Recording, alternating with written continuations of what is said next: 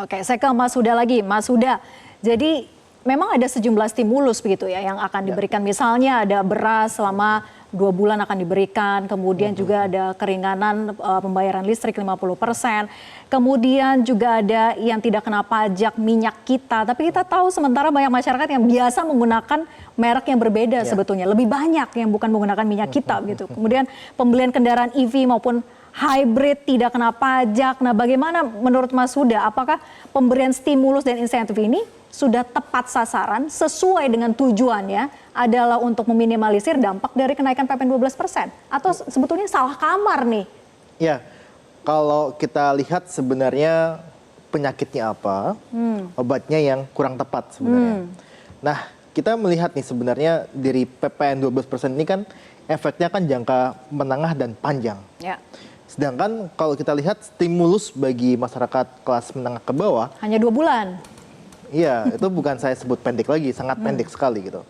Jadi memang ini tidak akan bisa menutup sebenarnya dari penurunan daya beli masyarakat. Itu yang paling penting. Nah, yang kedua adalah kita melihat bahwa banyak insentif-insentif ini yang dia juga salah kamar. Kalau kita bicara mengenai tadi mobil EV misalkan ataupun mobil hybrid gitu ya. Siapa sih yang mau beli gitu kan? Menengah ke atas lah ya. Menengah ke bawah kah? Enggak juga gitu kan. Meskipun memang kalau itu dijual pasti akan ada efek multiplier-nya.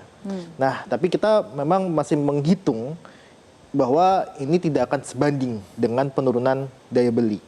Nah, kemudian kita sampaikan apakah memang ini kebijakan yang tepat pemberian stimulus. Kita sampaikan ke masyarakat tidak tepat. Yang tepat adalah pembatalan ataupun penundaan yang kalau kita nggak mau batalin dari kenaikan tarif PPN. Apakah itu bisa dilakukan? Karena kalau kita lihat statement dari pemerintah itu pasti akan mengerucut kepada undang-undang.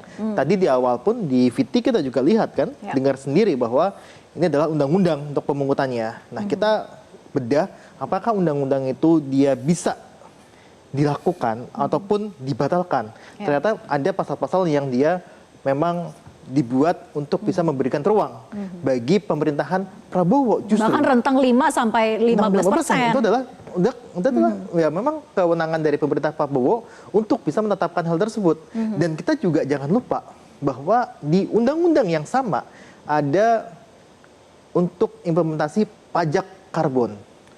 Itu paling minimal tuh tahun 2022 tuh dia harus dilaksanakan pajak karbon. Hingga saat ini tidak ada PMK ataupun aturan implementasinya. Artinya adalah kita mempunyai ruang dan mempunyai cash yang mirip dan undang-undang yang sama, kita tidak menetapkan tarif PPN 12%. Itu yang harus jalankan nih, dan kita titipkan sebenarnya kepada Pak Dewan. Itu bisa menyampaikan bahwa ya udah kalau memang Perpu dianggap itu susah, kemudian juga harus dikonsolidasikan dengan DPR, tapi DPR-nya lagi reses. Ya udah nggak usah dilaksanakan saja. PMK-nya nggak ada. Kalau PMK nggak ada, itu otomatis sebenarnya tidak masalah dan tidak ada yang protes juga. Kan nggak ada yang protes juga kan, PPN ditunda kan, dibatalkan kan. Nah, inilah yang sebenarnya yang kita dorong, masih ada celah-celah itu. Dan kita nanti dijawab oleh Mas Zidan ya. Bagaimana celah-celah itu, apakah memang masih ada waktu di detik-detik akhir ini? Usai jeda tetap bersama kami di Kontroversi.